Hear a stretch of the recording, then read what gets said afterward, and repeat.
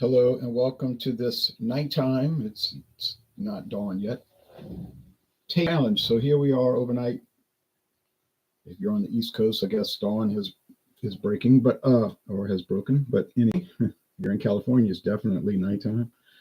Imported legacy blended Scotch whiskey for this taste challenge, introduced by the Sazerac Company in 1962 and still owned by the same company. Now I don't know who produces it for them. Could be the same people all along. Could be different people. They're not going to disclose that. It's bottled at Buffalo Trace Distillery in Frankfort, Kentucky, and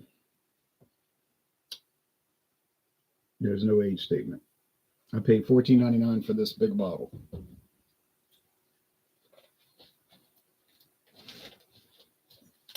The competitor is Chivas Brothers 100 Pipers, introduced in 1965 by Chivas Brothers. It's bottled in Kentucky by Heaven Hill for the U.S. market. Now, if you get it overseas, like when I was in Spain and Gibraltar in England last year, it was there. It was everywhere, actually, and it was called Seagram's 100 Pipers. All right, but for the U.S. market, it's just simply 100 Pipers, all right? And so Heaven Hill acquired the rights to import it in America. Is it popular here? Well, not exactly. Maxwell, good morning, Ron. Good morning to you, Maxwell, in the Russian Federation. It's not exactly popular, but you'll see it pretty commonly. I can get it in my town, in these bottles, and also the handles, and you'll see it in other places. So it's not rare. Legacy is rare. I forgot the tag.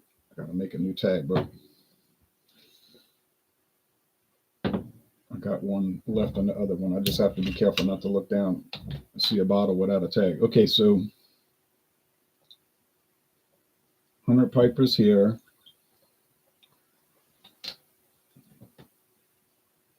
I think I'll be able to tell them apart because 100 Pipers is basic. Okay, yeah, it's basic. It doesn't have a lot of interesting flavor qualities or anything like that. It does have a slight bit of peat, slight, and maybe smoke, but mainly it's just standard Scotch whiskey flavor, if you know what that tastes like. Just basically whiskey, some sweetness, oak, stuff like that. Nothing elaborate by any stretch of the imagination. This one had the same legacy, had the same characteristics actually when I first opened it. But then I noticed, it seemed like after air hit it and it was breathing a little bit, started to evidence some strange qualities such as caramel candy. A weird caramel candy. Oh, it's much lighter, the legacy, so I don't get the impression that they're adding coloring. This one, maybe they are.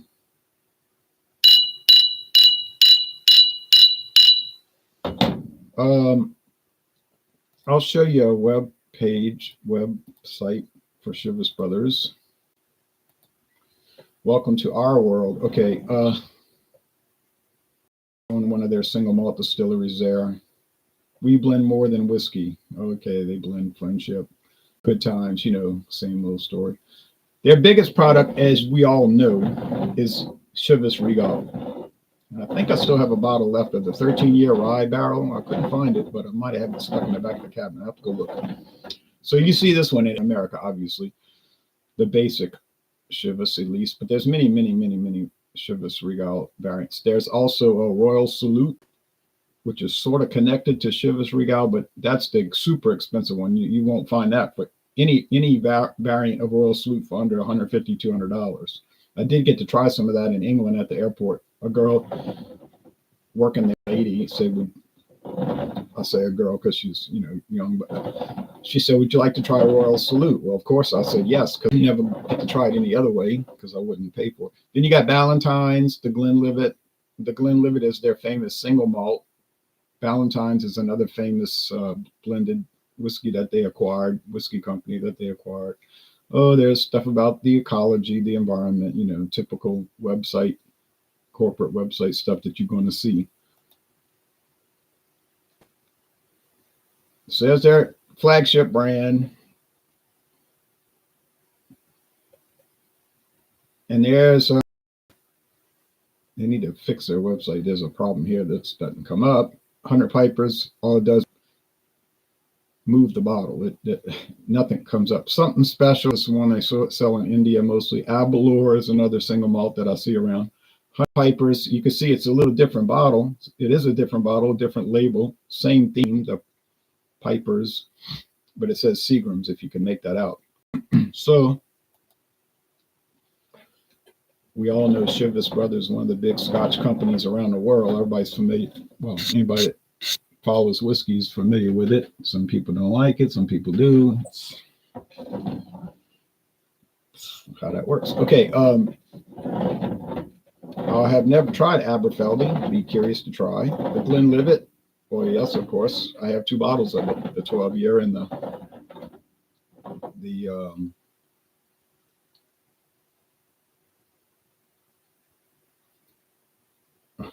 12-year and the Founder's Reserve. Sorry. All right. Here we go. I'm going to close my eyes because I think if I glance down and see that lighter shade, I'm going to know what it is. And I don't want it. I want it to be a taste challenge. I glanced at it and got it right challenge. I want it to be a real challenge. Okay. It smells like that caramel candy. I could be thrown off, but it does smell odd like that. Over here.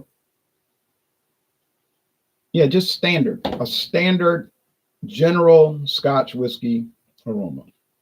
Price point, $14.99 for this handle. The 100 Pipers, I got an amazing deal. Normally it runs about $9, still very cheap, $8.99 even, $9.99. But I found 750 milliliters, not a mini amount, 750 milliliters for $3.98 in Jefferson Parish a couple of years ago. No, you're not going to find Scotch whiskey for $3.98 a bottle.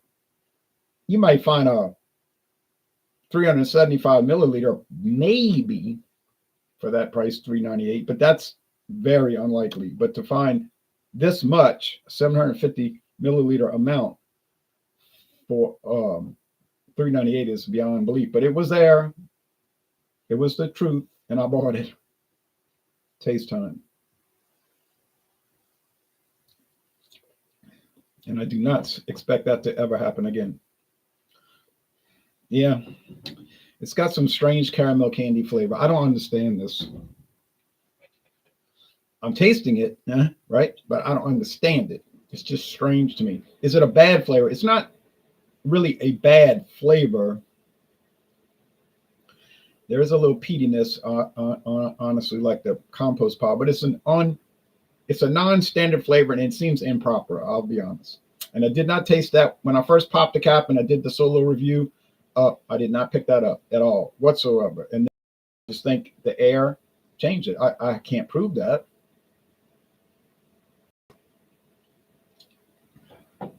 Yeah. This is definitely 100%. Why? Because it's just so standardized.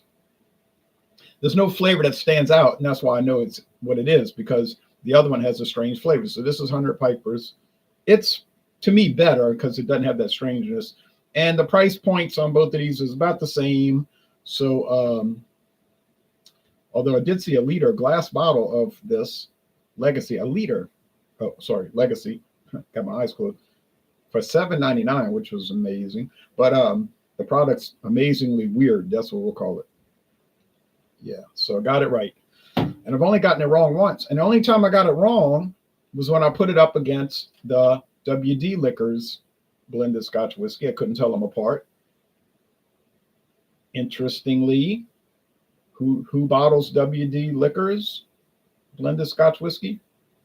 You got it. Buffalo Trace, owned by the Sazerac Company, and they do it for WD Liquors. Okay, so owned by Aldi, by the way. So it could be the same Scotch whiskey in 2 different labels. One sent to whoever wants to buy it, general distribution, and the other sent to a private customer, Winn-Dixie, WD Liquors. I say both because if you go to Florida, you got to buy it at WD liquor stores. In Louisiana, you can just buy it at Winn-Dixie grocery store off the shelf. Okay, so we've got different state laws. So the clear and present winner is 100 Pipers, and it's no great victory. It's not like something you need to track down, like, oh, I've got to find.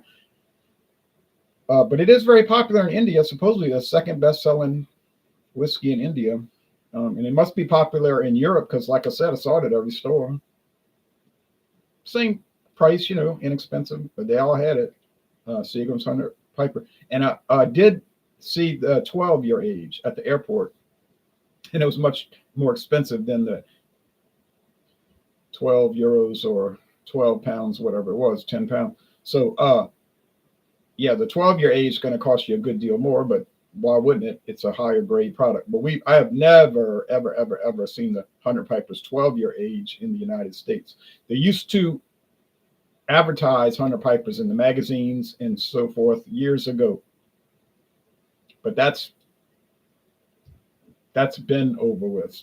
I guess Chivas Brothers, who was owned by Seagram's up in those days, decided we can't justify newspaper ads, magazine ads. That doesn't increase the sales. We'll do point of sale. We might do point of sale, like a display at a store and discount it or for this month or whatever. But and then Seagram sold Chivas Brothers, the whole outfit, the whole company, all the distilleries, everything.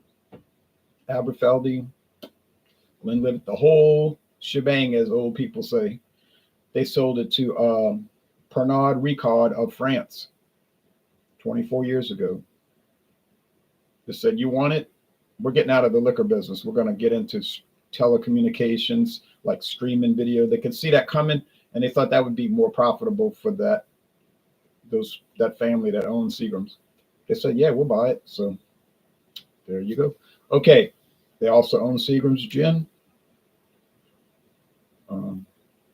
which they bottle in Arkansas, oddly. But anyway, so thanks for watching. It was an easy one. If I can find that Chivas Regal rye barrel, aged 13 years, I'll bring that in. That won't be much of a challenge, but I'll try it. All right, try to do it. I'll stage it. Anyway, all right, thanks, everybody. Bye-bye.